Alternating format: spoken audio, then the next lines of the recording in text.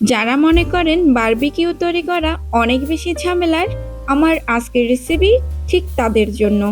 আসসালামু আলাইকুম everyone, welcome করছি যারা কুকিং হাউস থেকে। কাছে বা দূরে যে যেখান থেকে আমার ভিডিও দেখছেন, আশা করছি সবাই অনেক বেশি ভালো আছেন। হুটহাট যাদের আমার মতো বারবিকিউ খেতে খুব বেশি ইচ্ছে করে আর এটা তৈরি করা অনেক বেশি ঝামেলার মনে করেন, তাদেরকে বলবো আজকের রেসিপি স্কিপ না করার জন্য। আজকে হচ্ছে বারবিকিউ রেসিপিটা তৈরি করে দেখাচ্ছে আমার মেজু আপু। আপুর বানানো বারবিকিউ খেতে ভীষণ মজার হয় আর রেসিপিটাও অনেক সহজ। আশা করছি রেসিপিটি আপনাদের ভালো লাগবে। তাহলে চলুন আজকের রেসিপিটি তৈরি করে দেখাচ্ছি। আজকের বারবিকিউ চিকেন তৈরি করার জন্য এখানে আপু 1.5 কেজি পরিমাণ চিকেন নিয়েছে আর চিকেনগুলোকে কেটে ধুয়ে খুব ভালো করে পরিষ্কার করে পানি ছড়িয়ে নিয়েছে। এখানে হচ্ছে লেগ এবং ব্রেস্টের ফিশ ইউজ করা হচ্ছে বারবিকিউ তৈরি করার জন্য।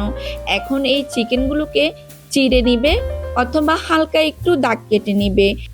এখন একটা চিকেন নিয়ে একদম হাড় অবধি একটা ধারানো নাইফের সাহায্যে কেটে নিচ্ছে। আপনারা চাইলে ছুরি বা বটির সাহায্যে যে কোনো কিছু দিয়ে কেটে নিতে পারেন, তবে অবশ্যই একদম ডিপ করে হাড় অবধি কেটে নিতে হবে, যাতে করে পরবর্তীতে ম্যারিনেট করার সময় মশলাটা যেন এটার ভিতর অবধি ঢুকতে পারে। সব সাইড এটাকে একটু চিড়ে নিতে হবে। একইভাবে সবগুলো চিকেন আপু একদম ডিপ করে হাড় অবধি কেটে নিয়েছে। এই তো চিকেনগুলো কেটে নেওয়া হয়ে গেছে আর দেখতেই পাচ্ছেন কতটা ডিপ করে কেটে নিয়েছে। এভাবে কেটে নেবেন, তাহলে মশলাটা ভিতর পর্যন্ত ঢুকতে পারবে। এখন এখানে মশলা অ্যাড করে দিবে। এর মধ্যে দিয়ে দিচ্ছে 1.5 টেবিল চামচ রসুন বাটা,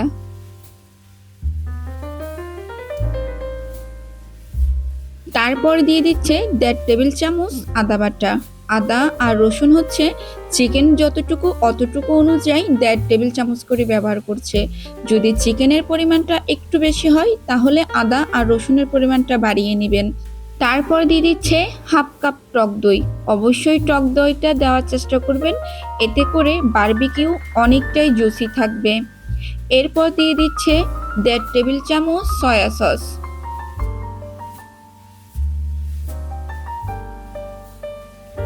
আর হচ্ছে দিয়ে দিচ্ছে 1.5 টেবিল চামচ সর্ষের তেল।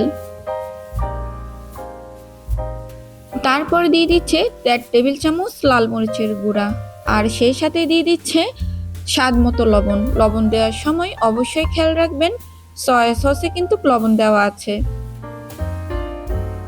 আর হচ্ছে এখন দিয়ে দিচ্ছে রাঁধুনি রেডিমিক্স বারবিকিউ মশলা। এখান থেকে 4 টেবিল চামচের মতো মশলা দিয়ে দিচ্ছে।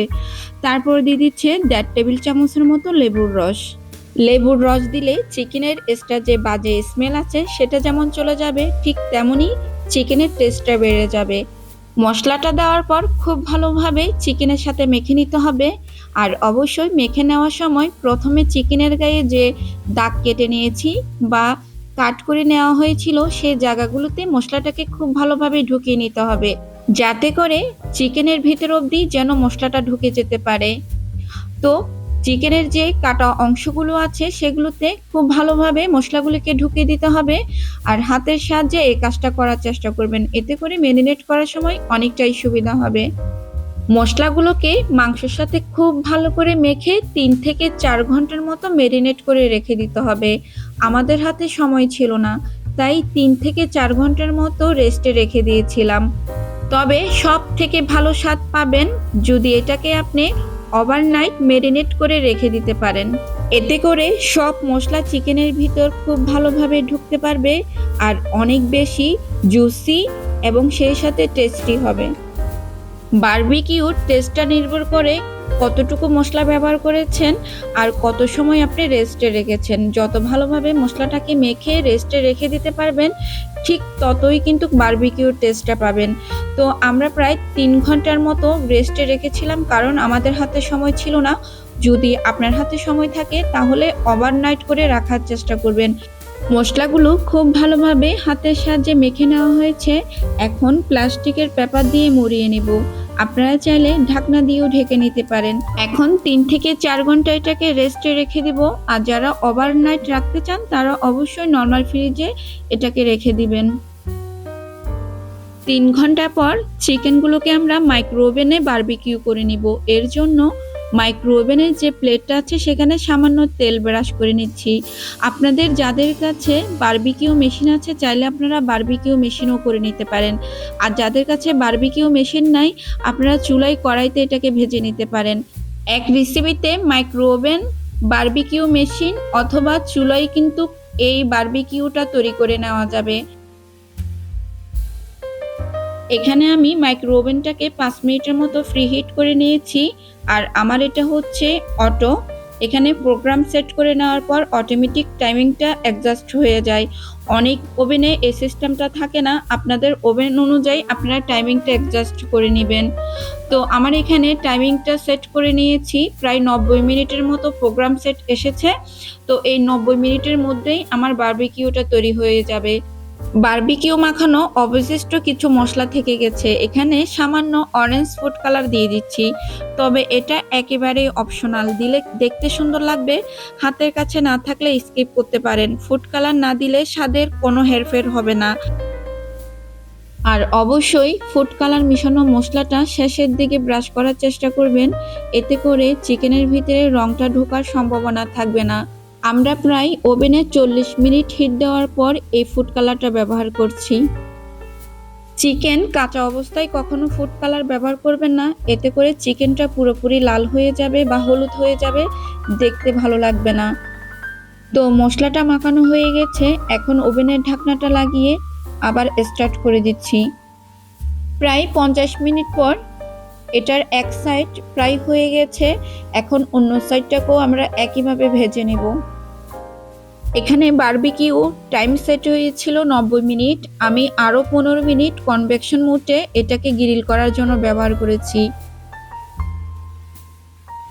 বারবিকিউর সাথে খাওয়ার জন্য আমরা কিছু পরোটা তৈরি করে নিব। এর জন্য 4 কাপ ময়দা নিয়েছি, আর এখানে দিয়ে দিচ্ছি স্বাদ মতো লবণ, সেই সাথে দিয়ে দিচ্ছি 1.5 টেবিল চামচের মতো চিনি, আর কুসুম গরম পানি দিয়ে এটাকে সফট একটা ডো তৈরি করে নিব। অবশ্যই গরম পানি দেওয়ার চেষ্টা করবেন, না হলে কিন্তু পরোটাটা অনেক শক্ত হয়ে যাবে। পরোটা বা রুটি যদি শক্ত টাইপের হয় খেতে ভালো লাগে না। তো সামান্য একটু তেল দিয়ে এটাকে আরও একটু সফট করে ভালো করে মথে নেওয়া হচ্ছে। আমাদের ঘরে প্রতিদিনই এই পরোটাটা বানানো হয়, আমরা কোনো স্পেশাল পরোটা বানাচ্ছি না, এটা আমাদের প্রতিদিন ঘরে বানানো হয়, এমন পরোটাই আপনাদেরকে বানিয়ে দেখাচ্ছি। আপনারা চাইলে স্পেশাল কোনো পরোটা বানিয়ে নিতে পারেন। তবে আমার কাছে এই পরোটাটা খেতে ভীষণ ভালো লাগে, কারণ অনেক সফট থাকে আর অনেক ফুলকো থাকে। তো পরোটাগুলো বেলা হয়ে গেছে, এখানে সামান্য একটু তেল দিয়ে দিচ্ছে, আর চারপাশ থেকে এভাবে ঘুরিয়ে 4 কোণা করে এটাকে বেলে নেওয়া হবে। স্ক্রিনে দেখে নিশ্চয়ই বুঝতে পেরেছেন এটা একেবারে সিম্পল একটা পরোটার রেসিপি। তো চাইলে এভাবে বানিয়ে খেতে পারেন, আবার চাইলে অন্যভাবেও বানিয়ে খেতে পারেন। এখন সামান্য একটু অয়েল দিয়ে দিচ্ছে একটা ননস্টিক প্যানে। অয়েলটা যখন গরম হয়ে গেছে এ পর্যায়ে একটা পরোটা দিয়ে দিচ্ছে। তো পরোটার এক পাশটা খুব ভালো করে চেপে চেপে খুব ভালো করে একেবারে লাল লাল করে ভেজে নিতে হবে, আবার পুড়ে যায় এমন করে ভাজলে চলবে না, একটু লালচে করে ভেজে নিতে হবে। এই পরোটাটা আমাদের ঘরে প্রতিদিন সকালে আমরা এভাবে তৈরি করে খাই। আপনারা চাইলে সকালে এই পরোটাটা তৈরি করে বাচ্চাদের টিফিনও দিতে পারেন, আবার নিজেরাও খেতে পারেন। খেতে কিন্তু অনেক ভালো লাগে, খুবই সিম্পল একটা পরোটা, সময়ও কিন্তু অনেক কম লাগে। তো দেখে নিশ্চয়ই বুঝতে পেরেছেন পরোটাটা হয়ে গেছে, এখন চুলা থেকে নামিয়ে নেব। এর মধ্যে আমার চিকেনটাও গ্রিল করা কমপ্লিট হয়ে গেছে, এখন পরিবেশন করার পালা। আশা করছি রেসিপিটি আপনাদের ভালো লেগেছে, আর রেসিপিটি অবশ্যই ঘরে ট্রাই করবেন, নিরাশ হবেন না, কথা দিচ্ছি। খেতে কিন্তু অনেক ভালো লেগেছে, যদিও ঘরে তৈরি করা, অনেকেই মনে করেন যে ঘরে তৈরি করলে রেস্টুরেন্টের মতো হয় না। এই রেসিপিটা একবার হলেও ট্রাই করবেন, তাহলে বুঝতে পারবেন রেস্টুরেন্টের চেয়েও কিন্তু ভীষণ মজার হয়ে থাকে ঘরে তৈরি করা বারবিকিউ। তো আজকের মতো এখানেই বিদায় নিচ্ছি, ভালো থাকবেন, সুস্থ থাকবেন, আল্লাহ হাফেজ।